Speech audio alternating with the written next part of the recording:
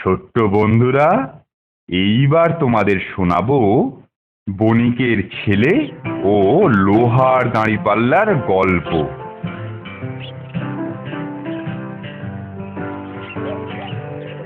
অনেক অনেক দিন আগের কথা। বিশাল নগরে জীর্ণধন নামে এক বণিক থাকত। সে ছিল সৎ, পরিশ্রমী, নির্ভীক ও দয়ালু। সে কখনোই পরিশ্রম করতে ভয় পেত না। বিপদে আপদে লোকের পাশে গিয়ে দাঁড়াতো। তবে একবার তার ব্যবসায় খুব বড় লোকসান হলো। হে ঠাকুর, তুমি এ কি করলে? আমার এই নতুন ব্যবসায় এত টাকা কাজে লাগিয়েও আমাকে ব্যর্থ করালে। এই নগরে আর কেউই আমাকে সাহায্য করবে না। আচ্ছা, এ নগরে যদি নতুন করে কিছু না হয় তবে তুমি তো অন্য নগরে গিয়ে চেষ্টা করতে পারো। বাহ, তুমি তো বেশ বলেছ। তাহলে যাই, নগরেতেই যাই। উফ, এবার আমাকে অনেকটা পথ চলতে হবে। আমি বরং কটা দিনের জন্য লোহার দাঁড়িপাল্লাটা আমার বন্ধু স্বর্ণধনের কাছেই রেখে যাই। যাই, সেটাই বেশ হবে, বেশ হবে। যাই যাই যাই। আরে আরে, জীর্ণধন ভাইয়াজি, আরে এসো এসো এসো এসো, বসবে এসো। এই না ভাই স্বর্ণধন, এখন আর আমার বসবার দাঁড়াবার সময় নেই গো। বড় বিপদে পড়ে অন্য নগরে চলেছি। কিন্তু ভাই স্বর্ণধন, তুমি আমার একটা উপকার করে দেবে। বেশি কিছু নয়, তুমি তুমি শুধু আমার এই লোহার দাঁড়িপাল্লাটা কয়েকদিনের জন্য তোমার কাছে রাখবে। আমি ফেরার সময় তোমার কাছ থেকে এটা নিয়ে যাব। আচ্ছা বন্ধু স্বর্ণধন, চলি তাহলে। হ্যাঁ হ্যাঁ, এসো, নিশ্চিন্তে থাকো, এসো এসো ভাইয়া এসো। তারপর বেশ কয়েক মাস বাদে জীর্ণধন ফিরে চলল আবার তার নিজের শহরে। ও ঈশ্বর মুখ তুলে চেয়েছেন, আমার এত কষ্ট মাঠে মারা যায়নি। আজ আমি আবার বেশ কিছু টাকার মালিক। এই টাকা নিয়ে গ্রামে ফিরে আমি আবার নতুন করে ব্যবসা শুরু করতে পারবো। এই তো বন্ধু স্বর্ণধনের বাড়ি এসে গেছি। ওর কাছে আমার যে লোহার দাঁড়িপাল্লাটা রেখে গিয়েছিলাম, সেটাকে ওর কাছ থেকে নিয়েই যাই।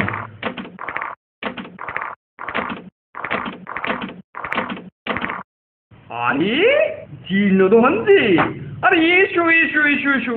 আরে সব খবরাখবর ভালো তো? হ্যাঁ ভাই স্বর্ণধন, হ্যাঁ। তা বন্ধু স্বর্ণধন, এবার আমাকে তুমি আমার লোহার দাঁড়িপাল্লাটা ফেরত দাও। দাঁড়িপাল্লা? কোন দাঁড়িপাল্লা? আরে আমার দাঁড়িপাল্লাটা, যেটা যাবার সময় তোমাকে রাখতে দিয়ে গিয়েছিলাম। ও হো হো হো হো, হ্যাঁ হ্যাঁ হ্যাঁ হ্যাঁ, মনে পড়েছে মনে পড়েছে। আরে সেই দাঁড়িপাল্লাটা। ইস, তুমি যদি আর কয়েকদিন আগে আসতে বন্ধু। কেন? পরশু রাতেই ওটাকে কয়েকটা ইঁদুর মেলে খেয়ে সাবার করে দিয়েছে। বলো কি ভাই স্বর্ণধন? আর বলছি কি ভাই, তা কি করে হয়? লোহার দাঁড়িপাল্লা ইঁদুরে খেয়ে নিয়েছে? হ্যাঁ। এই যে অসম্ভব। আরে অসম্ভব কি সম্ভব তা আমি জানি না ভাই। বন্ধুকে এভাবে ঠকানো, আমিও এর প্রতিশোধ তুলবো।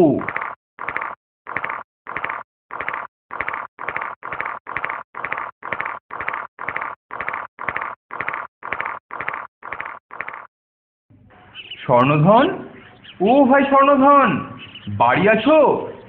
আরে তুমি, তা এই সকাল সকাল আমার বাড়িতে, কি ব্যাপার?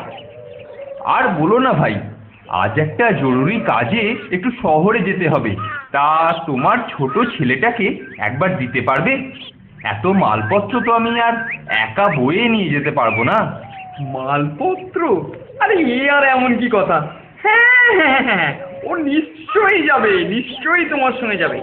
এই মোচা, শোন শোন, সাবধানে কাকুর মালকে বয়ে নিয়ে যাবি, বুঝলি?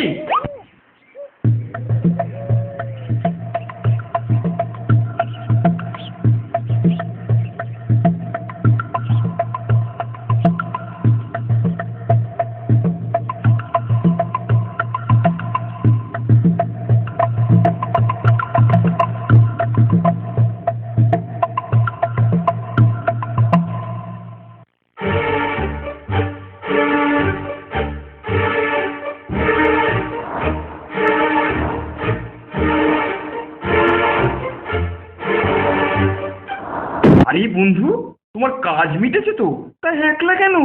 বোঁচা বোঁচা কোথায়? আরে আমার ছেলেটা কোথায় গেল? আরে ভাই, সে আর কি বলবো, কাজ মিটে যাবার পরে হ্যাঁ আমরা ফিরছিলাম। হ্যাঁ তা আমরা যখন খোশ গল্প করতে করতে ফিরছিলাম, হ্যাঁ, কি হলো? হঠাৎ হুম। একটা সারস, বুঝলে? হ্যাঁ, সারস? হ্যাঁ, একটা বড় সারস হুম। কোথা থেকে উড়ে এলো। হ্যাঁ, তো কি হলো? উড়ে এসে খপ করে হ্যাঁ, খপ করে কপ করে তোমার ছেলেটাকে ছেলে- ধরলো। হ্যাঁ, ছেলেটাকে? হ্যাঁ, সে কি? তারপরে হ্যাঁ। ছেলেটাকে নিয়ে ফু করে উড়ে চলে গেল। হ্যাঁ, মৃত্যু পদ্মাস কোথাকার! তুমি যদি ভালোই ভালোই আমার ছেলেকে ফিরিয়ে না দাও, তাহলে কিন্তু আমি বিচারকের কাছে যাব, তোমার নামে আমি নালিশ করব। আচ্ছা, সেই ভালো, তাহলে চলো আমিও তোমার সঙ্গেই যাই। হ্যাঁ হ্যাঁ, চলো চলো।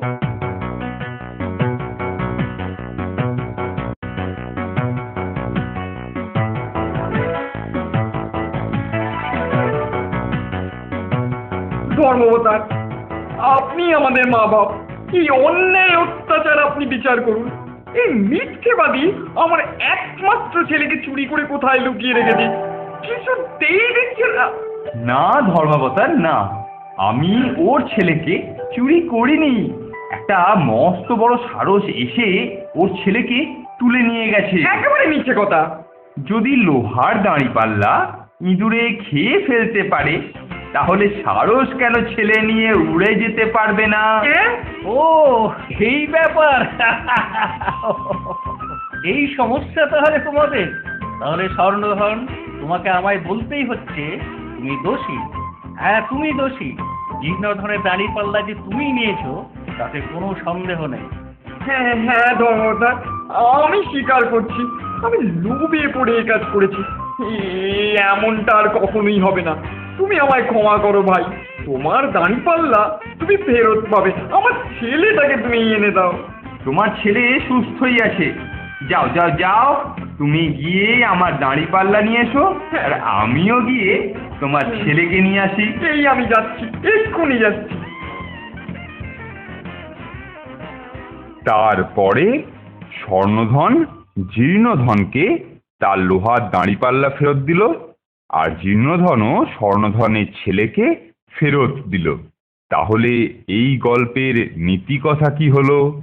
এই গল্পের নীতি কথা হলো, ইটের জবাব পাটকেল।